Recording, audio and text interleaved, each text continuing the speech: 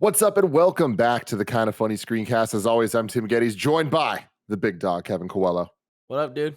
The producer / seducer, Nick Scarpino. I think this episode really hit the mark. Hey, it took us a couple episodes to get there, but we got Nick Scarpino, everybody. Woo!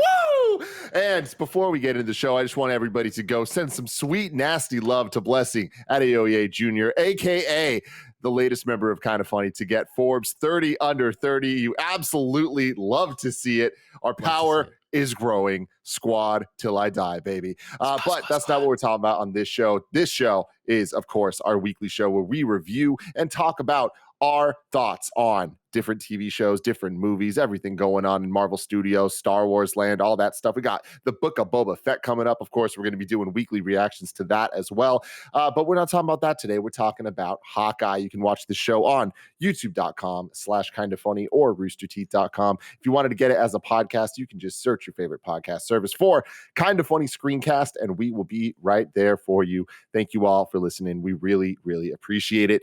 But without further ado, let's talk about it. Hawkeye, episode 3. Nick Scarpino, I want to start with you. What'd you think? I really like this episode. I think this might be my favorite episode of the show so far. And I think a lot of it had to do with that intro.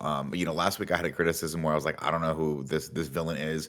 This is a nondescript person, and I wish, the reveal of Echo didn't hit for me.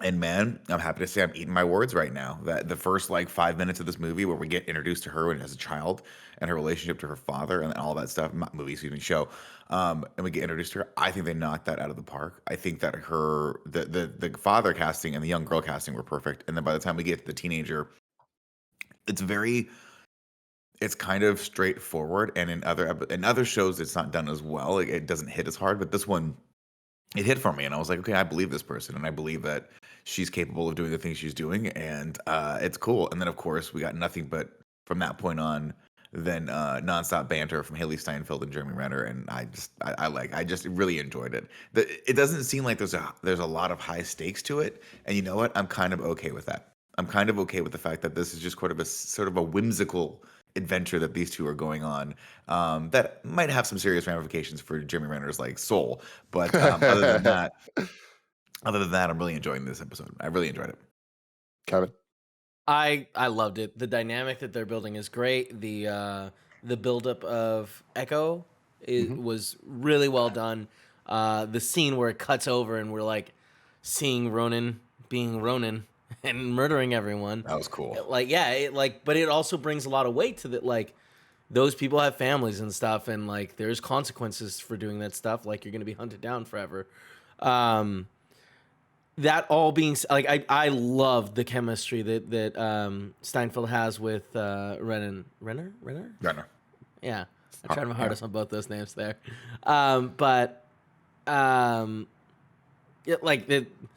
The way they're written is so well done, and they're little back and forth chemistry of he can't hear you and they're having the same conversation. It's just so perfect, so perfect. That all being said, this is the first episode where it's I that emptiness that I've been saying that that I feel with the sets. I kind of felt there with the KB Toys warehouse, which was done intelligently because it makes sense there, right? It's an abandoned warehouse. But then they break out, and that was some of the worst car CG stuff that I've seen in a long time. When they're driving around, just the simple stuff, not the explosion stuff, but it was quickly hanging out the window, and it's obviously green screen. Going through the trees. It was interesting because the polish I felt has been really good so far. And in that sequence, it seems like maybe they added that later or something, which doesn't make a lot of sense because that was in the trailers earlier on. But it doesn't matter. That was 2 weeks ago. Oh yeah, I guess you're right. That being said, that doesn't bother me at all. It's just a weird thing where it's it looks really poorly done. All of the action was great. The arrow stuff was awesome. It's so much fun to see her play with the arrows and being what? There's more. And again, we've seen that in the trailers, but I think that it hit just as strong in the actual show. So it's good that there it is. Right, Nick. Yeah, I like that. I like that part where she was "There's 4 more dangerous arrows than this one." That was when I exploded the truck. Yeah. And I also Go ahead. The Sorry. Pym one, how cool was that? That was cool. And that to me, I think is the coolest thing. And I like that they showed restraint in the trailer stuff by not showing all of them. I thought that the explosion trick arrow was kind of going to be the end of it, but I thought that the way they showed the trick arrows with the acid and how they used them in this to kind of like raise the stakes of the arrows themselves, ending with a Pym arrow was, I thought, a very, very wise choice, and like added some fun to this, some MCU fun to this that I really appreciate, because being such a fan of the comic run for this, I feel like I'm simultaneously set up to enjoy this more than any of the other shows so far, but also to be the most critical of what it doesn't do right. But what I think it's doing really well is finding the MCU tone, MCU version of what made the comic run special. And it's things like that Pym arrow, where it's like that is way more grounded in the reality of the MCU. And I think that they do a really good job of like getting the banter, getting the jokes, the quippiness, and all of that to match up with really well choreographed action. And that to me is what stood out in this episode, because this is a very action oriented episode. I loved the KB Toys warehouse fight. I thought it was very creative. That first off, just that as a set piece, it being a Christmas show, the idea of a toy shop in Christmas, like that just goes hand in hand. So it's like that was just so cool. It reminded me a lot of the opening in Ninja Turtles 2, Secret of the Ooze, which of course has a soft spot in my heart. But I loved them jumping off the trampolines and the ball pit and all that stuff. Like it was the perfect example of like not subtle at all, just like kind of like beating you over the head, but you're like, what are they going to do next? I'm into this set piece. I'm with Kev that the CG was shoddy on the cars and stuff, but I think this is a perfect example to me of, I would rather the CG look good enough like it does here for fun choreographed scenes, as opposed to just not getting the scenes and not having them attempt it. What I will say is the car chase was a little bit of a letdown for me in terms of energy and momentum. And I think a lot of it had to do with the score, because so far this show has let me down the most in terms of score from all of the Disney Plus shows. I really love the Falcon and Winter Soldier theme, the WandaVision theme, like Loki theme especially. And I like the Hawkeye character theme in this. It's a like interpolation of the Avengers theme, but kind of like just a little lesser than, which I think works for him. That's perfect. But I don't think when this show is having its quieter moments, or not even quieter, like actiony moments, it kind of feels a little generic, and it doesn't have that like bombastic feel that I think would have really served the car chase scene in particular.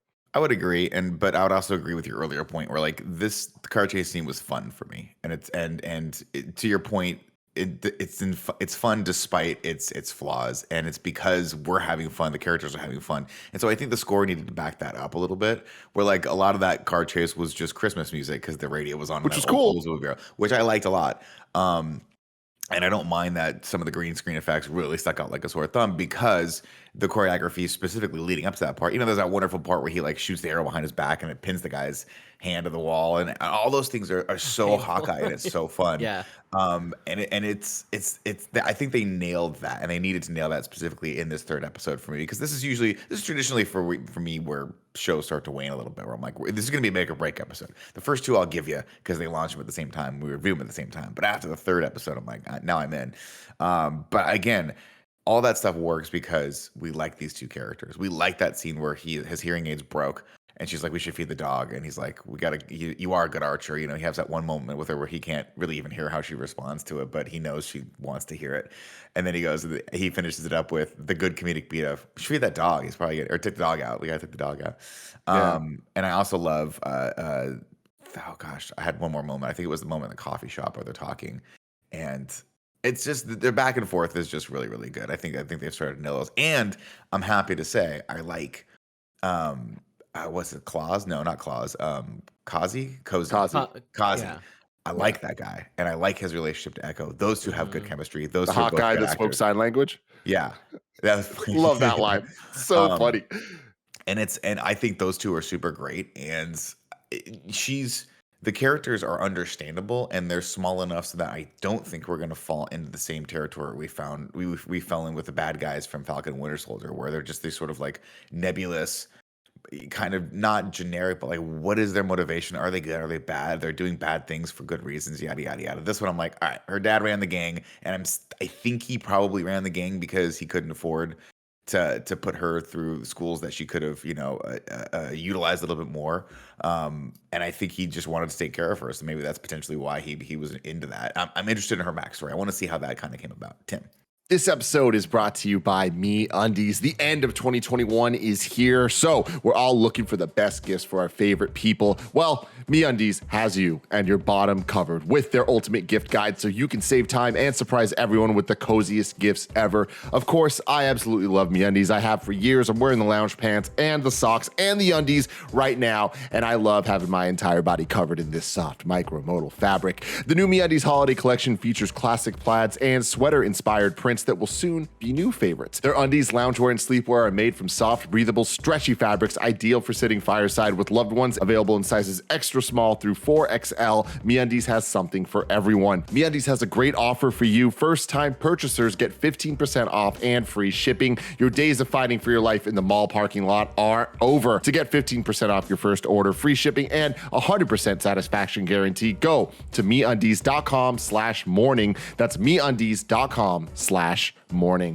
Next up, shout out to Trade. Whether you're a coffee nerd or a coffee newbie, you need to hear about Trade Coffee. They want to make every cup of coffee your best ever. Trade matches you to a selection of their over 400 craft coffees, all based on how you answer their coffee quiz. They consider whether you like French press, auto brew, or even cold brew and pair you with the perfect choice for your taste. And if you don't love it, they'll replace it with a different bag for free. Trade's awesome. The quiz is super fun. I love that they send a bunch of fun flavors. And hey, coffee's always great, right? For our listeners right now, Trade is offering your first bag free and $5 off your bundle at checkout. To get yours, go to drinktrade.com/kindafunny and use promo code KindaFunny. Take the quiz to start your journey to the perfect cup. That's drinktrade.com/kindafunny, promo code KindaFunny for your first bag free and $5 off your bundle. And this holiday season, give the coffee lover in your life the gift of better coffee too, with their own personalized gift coffee subscription from Trade. Again, that's drinktrade.com/kindafunny, promo code KindaFunny. Next up, I want to give a shout out to Warby Parker. Warby Parker provides exceptional vision care online and in stores. And now that it's the end of the year, don't let your FSA or HSA dollars go to waste. Put them to good use on Warby Parker prescription glasses, prescription sunglasses, contact lenses, and eye exams. Glasses start at $95, including prescription lenses. And Warby Parker's contacts line Scout brings you a 90-day contact pack for only $55. G has been loving Warby Parker for years, and Blessing recently has been doing this try-at-home program, which is awesome. They sent him a bunch of glasses. He's checking them out, and he's really excited about it. You too can try Warby Parker's free home try-on program. Order 5 pairs of glasses to try at home for free for 5 days. There's no obligation to buy. They ship free and include a prepaid return shipping label. Couldn't be easier. You can try 5 pairs of glasses at home for free at warbyparker.com/kindafunny. If you want to try the glasses, you got to go to warbyparker.com/kindafunny. And finally, shout out to Shin Megami Tensei 5. Shin Megami Tensei 5 is the newest installment of the acclaimed JRPG series developed by Atlas. You'll play as a young high school student who's granted an accursed power to save his life. He becomes a new being that's neither human nor demon, a Nahobino, and is suddenly transported from modern Tokyo to a post-apocalyptic world. You'll explore the demon-infested wasteland of an enigmatic realm that's filled with mythical deities and demonic tyrants in constant conflict for survival. If I had a nickel. Search for answers and forge your own path in a battle between light and dark, and your choices will dictate the fate of the world. Turn formidable foes into worthy allies by recruiting them via negotiations, and then fuse them to create demons customized to fit your playstyle. Shin Megami Tensei 5 has been fully rendered in 3D utilizing Unreal Engine 4, a first for the mainline Shin Megami Tensei series. You can order the deluxe and standard editions of Shin Megami Tensei 5 today on the Nintendo eShop. Well, I will say there's some fun Easter eggs in this episode that I'm not going to spoil here if you guys didn't catch it. But if you guys want to do your own homework, go back and watch the karate scene in the beginning and the interactions she has with some characters there, because there's a real big hint at who the big bad is that they're dealing with. And I am extremely excited they're actually going this route. Let me ask you this, because we know that there's been talk about people forming something called the Thunderbolts, right? Mm-hmm. Is that what you're talking about? Is that playing into this? Because at some point he goes, your uncle's going to take you, and it looks like a guy in a military outfit, and it sounds like what's his butt? So that is the person I'm talking about, and it is the uncle that I'm talking about. But I'm going to wait till next week for you to see this real, or whenever it happens, because I love how they're teasing this. I love how they did it. Like, again, reading the comics, I know where certain characters get involved. I love how they're taking this Kazi character, because it is that similar but different MCU version where I'm on the edge of my seat, like, okay, cool, you're familiar, but you're not doing the things you did exactly. So what are you doing? What is your role here? I think they're doing a great job kind of keeping the intrigue and keeping this kind of going as this murder mystery kind of evolves. And I like that now that we're 3 episodes in, we're halfway done with the series. I think they're doing a good job setting the stakes, and them opening this episode with that 1997 flashback of Echo does give that nice kind of parallel between Hawkeye 2 and Echo. And as we kind of see them continue to grow, and they definitely like came to a head in the end of this episode, or like throughout this episode, but the connection to Ronin is something that I probably should have expected more going into this show, but I didn't expect them to have it be such a central piece to the story.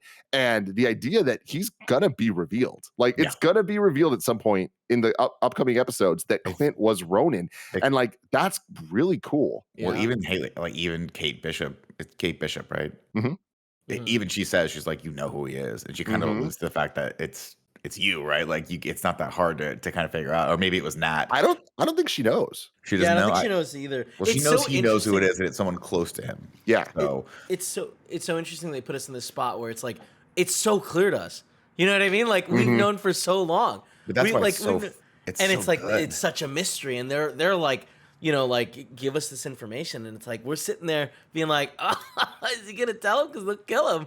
And I love that he does the Obi-Wan Kenobi Darth Vader thing of just like it was Nat Black Widow killed him, and I'm like, that's cool as shit. Like that is such a metaphor, because she came and saved him. And what a deeper moment, and obviously, like I think really well done by Jeremy Renner. I think he brings all the emotion of all those movies into that, and that's pretty cool, and that counts for a lot for me. But dialing it back to just Echo, they did something really good in this episode, for me at least, in that, and this is no disrespect to like karate as a martial art, right? But every young kid started with that. I started with karate, right? So did Kevin. And Kevin started with karate. And what I like is that Taekwondo. Go ahead. Sorry. There you go. Well, what I like is that they karate show her eventually as she's evolved and grown up in an MMA gym, throwing kicks, throwing more traditional fighting, or not traditional, excuse me, more modern, like what we would think of now as what fighting is supposed to be. And I like that, just as a person who's studied martial arts in the past. I think that's cool, because it means she's studied lots of different things, and she keeps current, and she's evolved with it. I hate the trope of someone like showing someone. I mean, in this one, it kind of bothered me. She was like, "Oh, I remember when you got your black belt in the last episode." She's like, "You won all these trophies and stuff like that." I'm like, "Yeah, but I don't know. I want to see them. I want to see people in MMA gyms. When people are sitting in karate dojos, and this is again no disrespect to people who train karate, it just doesn't seem like it's as current as it needs to be. As a person who would like want to be good at every martial art, they would go to a mixed martial art. Does that make sense? It's a very, very, very good point you're making. I think that is a cool storytelling device as well. But Nick, there's nothing funnier to me, and I don't mean to take you down here. I just think it's hilarious that you're like, no disrespect to karate, and you're so sincere about it. I love how much respect you have. It's for just because there's martial arts. There's people out there that'll talk shit about martial arts, and there are people out there that fight with karate, and they are very good. And so that's, I don't want to be one of those people that's like degrading or saying that one martial art's better than the other, because everything you can pull from. But obviously this is a piece of fiction, but I do love that they paid it a little bit more respect, and I think that's pretty cool. And I think that, I don't know who, I gotta look up the actress's name that plays Echo, but she looks like she knows Alana Cox. Alaqua Cox, something like that. Yeah. Anyway, I like her. I love the sort of dynamic of the character when she's younger. I like that conversation she has with her dad, where she's like, "Where do dragons come from?" And he goes, "They come from another world." That's cool. But if they were here, then they'd be like super special and like super happy. They'd, I forget his terminology for it. They'd be stronger, yeah, because if they were here, because basically saying like it would be. It's obviously it's mirroring her struggles as a person who's deaf and living, not being able to go to school that can help, attend to those needs. You don't think that was a Shang-Chi reference? Of like, yeah, they're different worlds. Maybe he knows. I don't know. Powerful. But I just love that when she squares off against Hawkeye, they have that moment that I thought felt actually pretty organic, where she's like, she signs to him like, are you deaf? And he goes, "No, I'm hard of hearing, or hearing impaired, not deaf," I think is what he said. And she says, "You'd be a lot better without that thing, without that device." Like you'd be a lot stronger. Believe it or not, you'd be stronger. It'd be more advantageous for you to get off that basically like that the aid and Yeah, he's got to give up on that accept guy. this for yourself, give up on it. And I thought that was kind of a cool little moment that they just sort of like threw in there and then glossed over. And then of course, when she stomps on the hearing aid, he's at a disadvantage for the rest of the fight and has to go get it fixed. At least I feel like he handles that so well. Like what a cool job they did, really making him look superhuman and like showing why he's an Avenger. You know, because like he defeats her fairly easily, you know, pins her against the thing, and like we can tell he's going like non-lethal with everyone, right? Right. But like the way a he moves, couple people got shots in the spine though. yeah. And Some people, he supported Haley straight up blowing up a van. I don't think he didn't realize it was that arrow, and I'm glad that no one is like emotionally distraught about that. You know what I mean? But like I think they did a really cool job making him actually look cool, and with a show that's all about Hawkeye. Like, I'm glad that we're getting really good choreographed moments that look awesome. And then the last thing is, at the very end, with her stepdad to be pulling the Ronin sword on him. Like, what a good way to end that episode. But not just pulling it on him. Yes, he pulls it on him, but he also got one over on Hawkeye. And no one does that, right? Like, how many times have we seen like Nat or Hawkeye sneak up on someone? No one can sneak up on them. And this guy you're like, so who is this guy? If this guy can sneak up on Hawkeye, like, who is this guy? Nick, that's a really good point. Remember in Age of Ultron, like he's the only one that like doesn't get Scarlet Witched. Yeah. Like in that scene where she's like getting into all their minds, right? Yeah. Like, isn't he the one at the end that's like kind of gets out and like saves everybody? Which then leads to him like mentoring supporting her. Yeah, I think you're right. I can't. That's a long time ago. Let me know in the comments if I'm wrong about that, but I'm pretty sure it was Clint that like was able. Yeah, because he like doesn't he stick her with an arrow or something? Or am I crazy? I can't remember what he does. Maybe he knocks her out. Yeah, I don't really remember exactly, but because we see the Black Widow gets the flashback of the Red Room, and like he doesn't get one. But something I really liked about this episode is well, first off, I think it's really interesting that Only Murders in the Building came out last year, season 1, and that was also a murder mystery set in New York. And there's a lot of similar vibes between the two shows. And my favorite episode by far of that season was an episode that is entirely from the perspective of a deaf character. And there's like very little dialogue in the whole episode, and there's a lot of sign language, but there's a lot of just quiet moments and him just doing things. And it's interesting to see two different shows kind of handle that in different ways. And obviously this is MCU, so there's like a expectation of like quips and stuff that I don't think could get away with going as hard and artsy as Only Murders did. But in the comics for Hawkeye, there's an entire issue that is from the perspective of the dog. And there is no dialogue. It's just the dog kind of walking around and like experiencing everything. And I hope we get moments of that in the rest of the episodes. But I think they did a really good job dealing with her being deaf, him being hard of hearing. And one of my best friends, James Burke, is deaf in one ear. And he also needs to use the same type of earpiece. And like the frustrations and the difficulty that Clint is having, like dealing with Haley and her like talking, him trying to listen, but also kind of like being like, I'm just gonna talk at you type thing. And like that scene of like, we should feed the dog. Like, it's funny, but it's also like deeply sad that like people have to live that way, you know? And like having James so close to me, it's like, I know how difficult it can be to communicate with him and how frustrating he could be towards me and I could be towards him just because of this disability. But anyways, I think they're doing a really good job in being authentic to that experience and treating it with care and not just making it a joke, but being able to joke with it. I think that is the best praise I can give for this type of thing, because I think they're doing a great job with it. And yeah, again, having the parallels, so many different parallels between characters, I think is the strength of the show so far.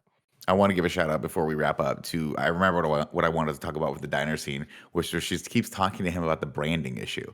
She's like, you got a branding issue. She goes, I've spent the last like 10 years being a ghost, basically being in the shadows. She goes, well, you failed miserably because everyone knows who you are. And he's like, I'm not an inspiration and all that stuff.